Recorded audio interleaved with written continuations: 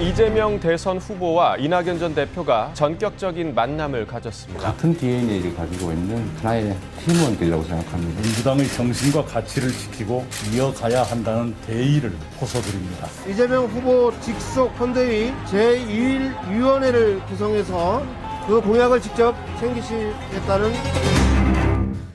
더불어민주당 이재명 후보가 어제 이낙연 전 대표와 회동을 가졌습니다. 경선 끝나고 2주 만이었죠. 어제 회동에는 이재명, 이낙연 두 사람 외에 양측에 한 명씩 배석자가 있었는데요. 이재명 후보 측에서는 박찬대 의원, 이낙연 전 대표 측에서는 오영훈 의원이 함께 했습니다. 지금부터 오영훈 의원을 직접 만나보죠. 이낙연 후보 캠프에서 수석 대변인을 맡았었죠. 오영훈 의원님 안녕하세요. 네, 안녕하십니까? 고생 많으셨습니다. 네네. 사실은 금요일까지만 해도 네네. 두 분이 만나려면 시간이 좀 더 필요해 보인다. 이런 관측들이 네네. 많았거든요. 근데 어떻게 전격적으로 이 만남이 성사가 됐네요. 저희들 입장에서 보면 전격적인 것은 아니었고요. 국정감사 일정이 있었고, 그다음에 여러 가지 일정들을 고려했을 때 지금 시점이 적절한 시점이었다라고 내부적으로 조율이 좀 됐던 상황입니다. 그렇군요. 자, 근데 뭐 같이 식사를 하실 수도 있고 또 네네. 막걸리를 하실 수도 있고 여러 가지 방법이 네네네. 있었을 텐데 찻집을 네. 택하셨어요. 찻집에서 30분 회동? 어쨌든 뭐 음식이라는 게 지금 최근 방역 상황을 고려했을 때 적절할까라는 고민도 있고요. 또 막걸리나 주류가 또 포함됐을 때는 또 약간의 또 실수가 있으면 또 안 되기 때문에 찻집을 좀 선택하게 됐습니다. 분위기는 어땠습니까, 어제?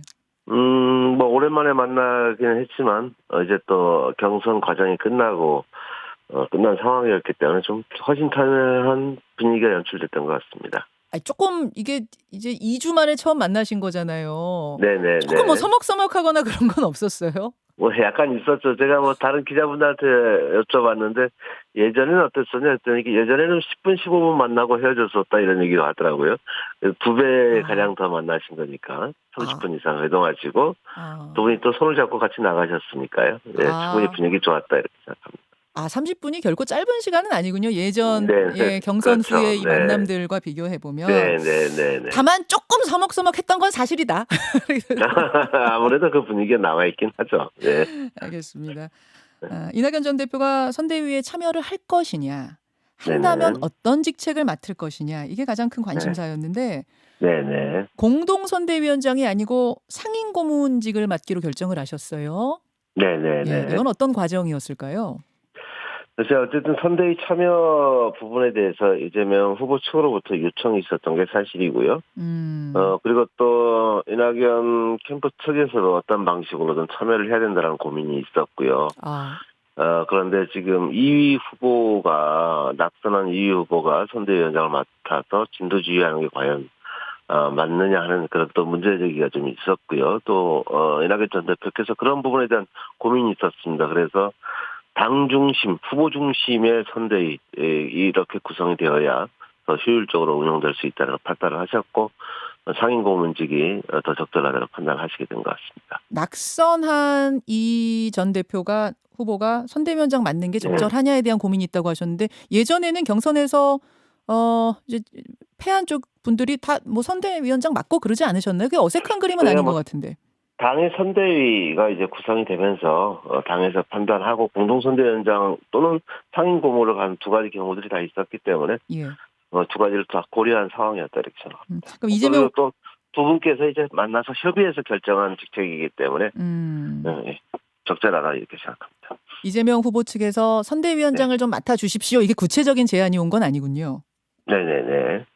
그냥 좀 참여해 주십시오. 이 정도 제안이 왔고.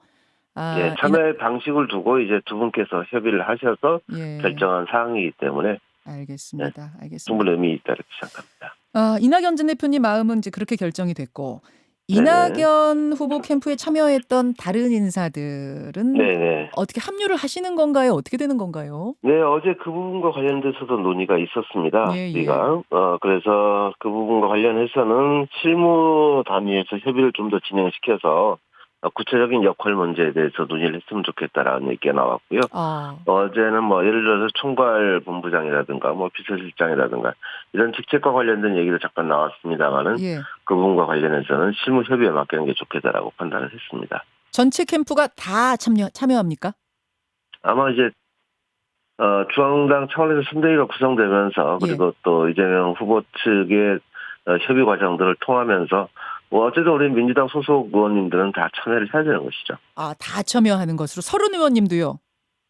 아마 참여를 해야 되지 않을까 생각합니다만 그건 또 그분의 또 판단이 있는 거기 때문에.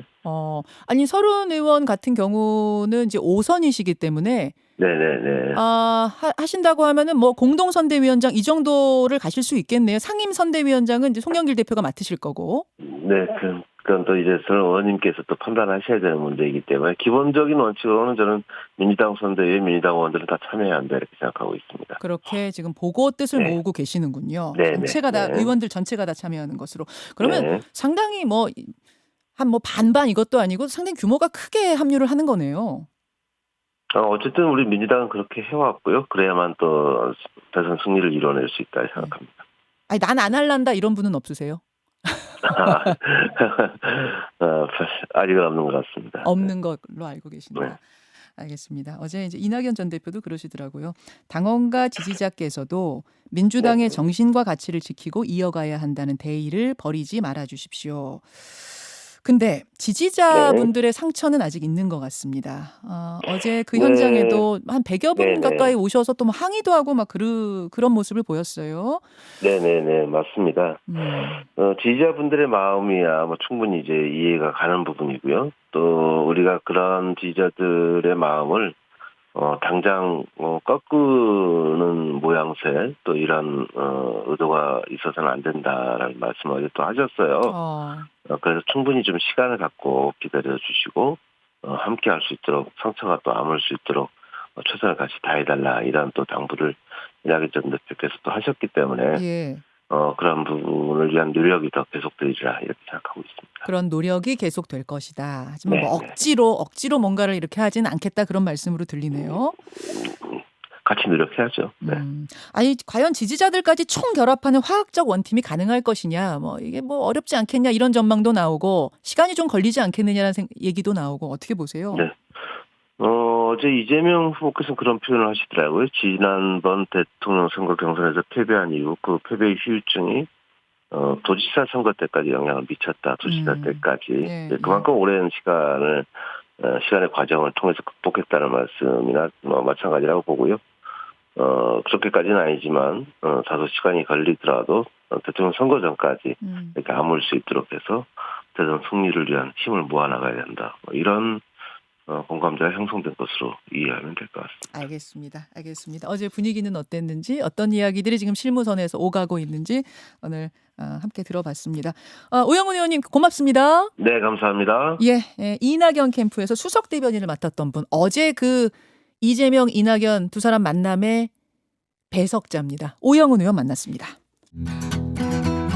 김현정의 뉴스쇼는 청취자 여러분의 참여로 이루어집니다. 트위터, 페이스북, 레인보우 게시판, 그리고 단문 50원, 장문 100원의 유료 문자 샵 1212, 우물정 1212 통해 참여하실 수 있습니다.